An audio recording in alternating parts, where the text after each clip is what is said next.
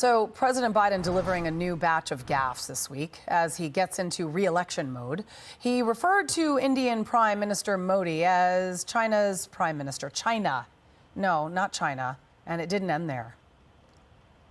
We've appointed more African-American women to the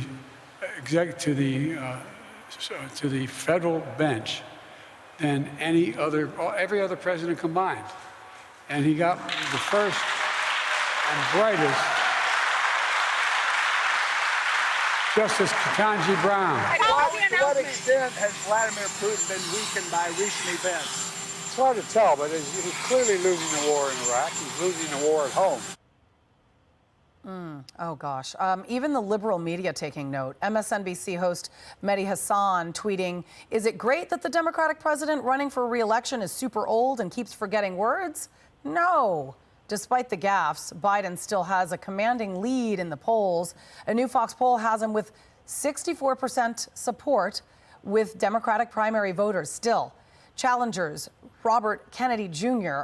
at just 17%, Marianne Williamson's 10%. So Shermichael Singleton, former Deputy Chief of Staff at the Department of Housing and Urban Development, joins us now, as well as Kevin Walling, former Biden campaign surrogate. Thank you so much for talking to us, guys. Kevin, the Prime Minister of China is not Modi. He's the Prime Minister of India.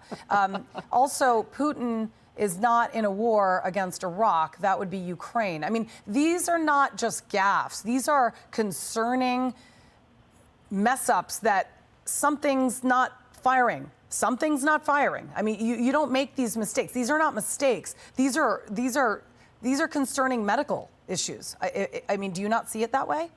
Well, Julie, nothing is really new about the president and these gaffes. He's made them since he was in the United States Senate. But they're not funny anymore. Gaffes are funny, right? Julie, this isn't funny. This is worrisome. Julie, we all lived through 8 years of the George W. Bush administration. And I'm a Democrat. I love George W. Bush.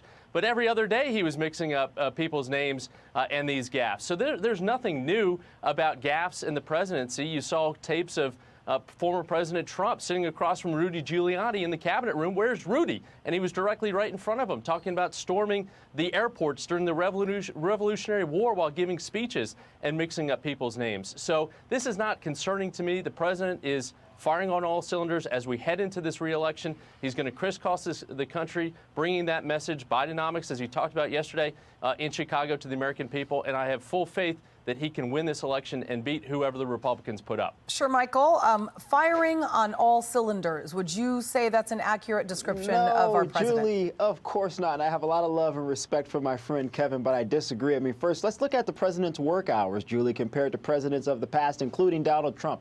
It's significantly shortened. He doesn't typically work beyond 6 p.m. There's a reason why in this country the retirement age is 66. When people are around 70, 75, there's an increased propensity for individuals to start suffering from memory loss issues. Yet those individuals, Julie, do not have the keys to the nuclear codes, right? And so I think there's a reason why when you look at individuals such as Robert Kennedy Jr. or Marianne Williamson, combined, they're representing close to 30%, a third of Democratic and Democratic-leaning voters are saying that they're open to voting for someone else other than the sitting president because they do have concerns, Julie, about his age and his mental and physical faculties. I want to read this quote. Basically saying that experts pointing to the youth vote as a possible danger sign for Biden's re-election campaign. One longtime polling expert with Harvard says, quote, in the Washington Examiner, "Nearly every sign that made me confident in historic levels of youth participation in 2018, 2020, and 2022 is now flashing red." So basically, in the simplest terms, when the Democratic Party nominee for president garners 60% of the youth vote, Democrats win. Otherwise, it's ugly for them. I mean, it's not just ugly. I mean, I would think that the youth would be the most scared at this. Maybe, you know, the older voters might look at Biden and maybe relate with him, but the younger voters must be a bit concerned, no?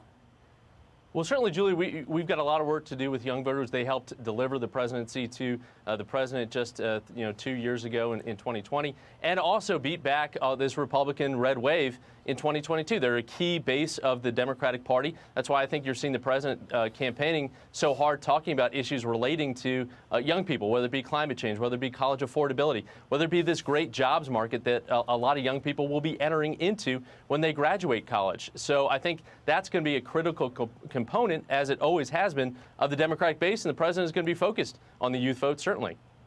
All right, I Julie, just want to, go ahead. I'm going to give you the final word, and then I got to wrap this. Just really quickly, I mean, Yep. if you look at the reality here, most younger voters cannot purchase their first homes. They're graduating college with a significant amount of debt. They're having a difficult time getting jobs. During Biden inflation. promised that he was going to Let's absolutely talk about college debt. Forgive student loans. This was a campaign promise that we all, Julie, warned was not going to happen. There's significant disappointment with younger voters, as they are the first group in this country's history that have things far worse than what they were in the past. So they're not excited about Joe Biden or Democrats. All right, gentlemen, that's all we got to, all the time we have for now. But Bidenomics, when you're trying to tout an economy, when people can't afford their groceries. Wages are up, inflation's coming down, Julie. That's a good thing for the American people. I'd like to see the wages. The wages are up. Julie. I would like to see prices come down. We're still waiting for that. Amen. All right, gentlemen, thank you very much. Thanks, Julie. New Jersey